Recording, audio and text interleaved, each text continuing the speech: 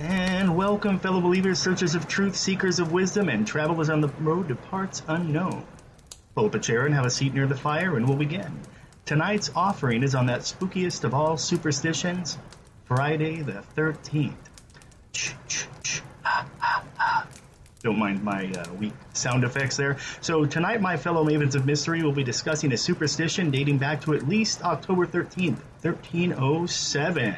That's right, going back 7 centuries to Friday the 13th. And it is said that even people in the East, such as the Hindus, believe that a gathering of 13 people in one place was considered unlucky, and the Turks, as a result of their disdain for the number, nearly had it removed from their vocabulary.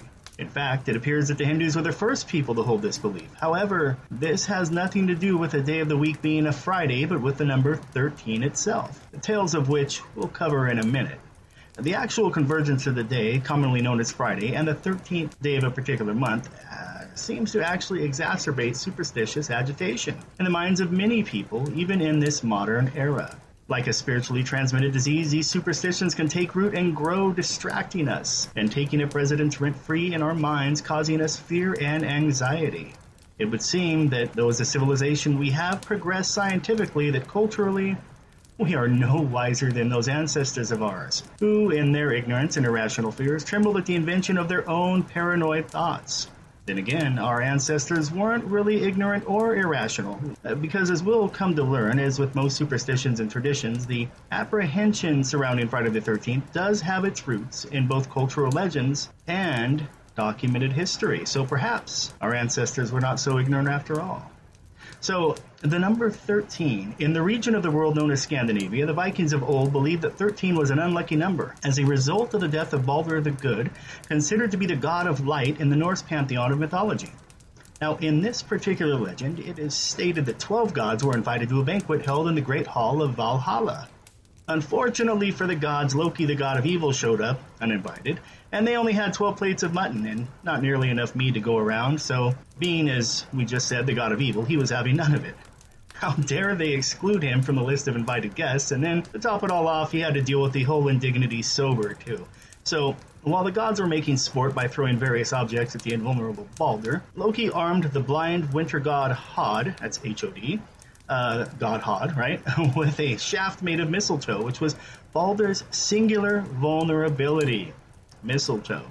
Now, the legend doesn't really say, but if the Norse gods were anything like us, you know that some of them were just there on the off chance that something would actually hurt him. It's sort of like watching someone messing with a wild animal and secretly hoping that something unexpected happens. Not major, just a reminder that sometimes we human beings can be real dumb. Sorry about that. I don't know where those beeps come from. Well, with this singular mythical act, both malice on Loki's part and complete innocence on the part of Hod, the god, the number 13 was vilified in the consciousness of Scandinavians from the day the legend was first spoken until today.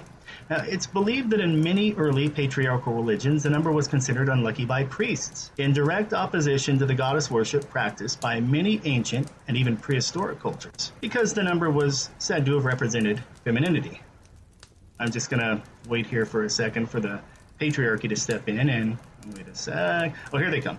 The reason given for this is that the number corresponded to the number of lunar or menstrual cycles in a year.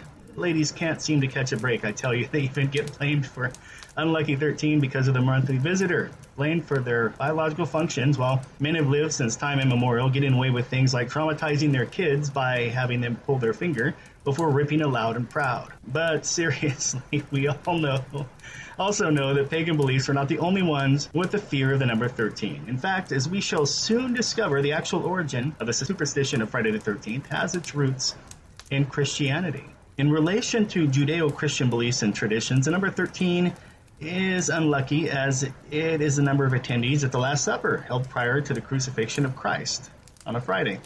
Now here for the first time we see the convergence of both the number 13 and the day of the week known as Friday, or Good Friday. Specifically, though, in this case, they appeared to have missed each other by a day, as the Last Supper would actually have occurred on Maundy Thursday. But while investigating the customs behind Friday itself being unlucky, we can come to the traditions, and the exact dates of which are lost in antiquity, but the traditions that many unfortunate biblical events took place on a Friday. And though the eras in which these superstitions took hold when they originated, those are unknown, the tradition that Friday is unlucky has actually been traced back to the time of Adam and Eve in the Garden of Eden. So I guess that's pretty far back. It supposedly was on a Friday that Adam and Eve ate of the fruit of the tree of knowledge of good and evil and were banished from the Garden of Eden. Biblical scholars have reason to believe that the Genesis flood also began on a Friday, and that the unified language of man was forever divided by God at the Tower of Babel on a Friday as well. It's also accepted by biblical historians that Friday is the day on which the Temple of Solomon was destroyed by the invading force led by Nebuchadnezzar, king of Babylon. And to this day, it's considered a day of penance by many Christian denominations. But let's get to the part where all of this converges. Friday, the number 13, and just being really, really unlucky. So, the basis for the actual superstition of Friday the 13th, the combination of the number and the day, really isn't a convergence, but a single catastrophic act carried out by the sinister alliance of a king and a pope in the early years of the 14th century. Now, just a hint for most of you out there, when you're reading about historical events and they involve both a monarch and a religious leader, there's usually a lot of fighting involved, maybe some chanting, lots of hypocrisy. Just saying. It was on Friday the 13th when the Knights Templar, a Catholic order of warrior monks, which were formed during the Christian Crusades, also known as the Poor Fellow Soldiers of Christ and of the Temple of Solomon, long name there, were decimated. The events took place on Friday, October 13th, in the year 1307. Pope Clement V, in the pocket of Philip IV, King of France, was worried that the state would beat the church to the punch. that they get him first. So he actually sentenced the Knights Templar to death after accusing them of heresy, blasphemy, and various other charges. What began with mass arrests and an early morning raid that left several thousand members of the order, including knights, sergeants, priests, and serving brethren, in chains, charged with heresy, blasphemy, various obscenities, particularly the worship of a demon known as Baphomet. You've probably seen him somewhere before, hopefully on a screen or in a book and not, in person, like in a dark alley or at the podium in a room full of chanting people with dark cloaks, or trapped inside a circle of salt just waiting for someone to mess up and break it, thus setting him free and ushering in the apocalypse. Yeah, that guy. Yeah, he's the goat-headed guy, usually depicted as sitting down with two snakes wrapping around his dingus and sometimes represented with gynecomastia instead of manpex. Not kidding, look it up. At any rate, the Templars were also accused of homosexual practices, cannibalism, worshipping a talking severed head in a pool of blood, and the list of charges goes on. Well, their trial ended in torture, crucifixion, and death, and it's estimated that over 2,000 members, though some go as high as 5,000, members of the order were arrested, with only 20 of their number escaping. But our story isn't over yet, because this being a tale, albeit a true one, from the Middle Ages, and because it's already got satanic worship, goatman gods, warrior monks, and the worst crime of all, being wealthier than a king in the church, there's also a curse. That's right, a curse. And it's legit. So under Philip's orders, the high command of the Templars were tortured for several years. Not hours, not days, but years.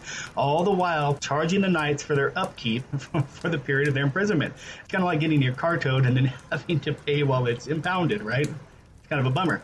So on March 14th, 1314, now this is about 7 years later, right? 7 years later. Two of the leaders of the order were burnt to death publicly on a slow fire. Slow fire, not burned quickly. None of the charges levied against the order were ever proven, even in France, and the order was found innocent elsewhere. But in the 7 years following the arrests, hundreds of Templars suffered excruciating tortures intended to force confessions. And over 100 died under torture or were executed by being burned at the stake. It is commonly believed that the order was persecuted for their land and monetary wealth, as well as their authority and popularity with the public, rather than for any actual heretical acts. And an interesting fact of note is that before his death, the Grand Master Jacques de Molay is documented as having prophesied the death of the king and the pope, inviting them both to follow him within a year. And they did, and both were dead inside of 1 year.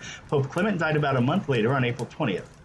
And according to some sources, however, the curse wasn't done with him yet, because apparently as his body lay in state, there arose a great thunderstorm like nature giving life to wrath, and a bolt from the sky struck the church, setting it ablaze, destroying the body of the Pope who unjustly condemned de Molay. Now the curse gave Philip a little more leniency, if it can be called that. He lived for another 7 months, when while hunting in a forest, he suffered a stroke, dying a few weeks later on November 29th. They both died within a year in 1314. Coincidence? Well, as Victor Hugo once wrote, vengeance comes from the individual and punishment from God. The great treasure of the Templars was never located, and the day was said to have been cursed, an evil day, by those who sympathized with the order. And thus we see once again that superstition does not always have its roots in just myth and legend, but also in strange and mysterious events. Join us again around the bonfire next episode as we share more timeless tales and historical mysteries as we walk down another path at the edge of the unknown.